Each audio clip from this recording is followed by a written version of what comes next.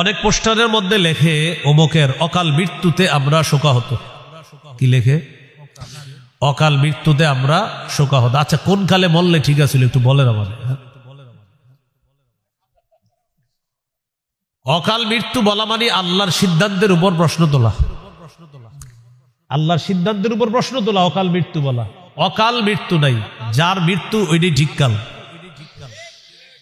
এই জন্য অকাল মৃত্যু এই জাতীয় পোস্টারে লিখবেন না, নিজেরাও বলবেন না। কোনো পোস্টারে লেখা দেখলে মুছে দিবেন অকাল মৃত্যু, এটা কোনো বাক্য না, এটা সঠিক কথা না। অকালে আবার কার মৃত্যু হবে? তার মৃত্যু যেদিন নির্ধারণ করা ছিল সেদিনই হয়েছে, এটা আবার অকাল কেন?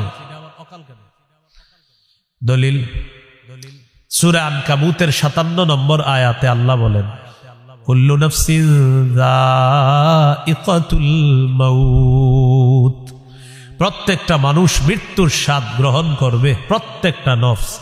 তুই বিনা মারা গেছে বাস শেষ, এটা অকাল মৃত্যু কেন বলবো আমরা? আল্লাহ আমাদেরকে এই জাতীয় কুসংস্কার থেকে হেফাজত করেন।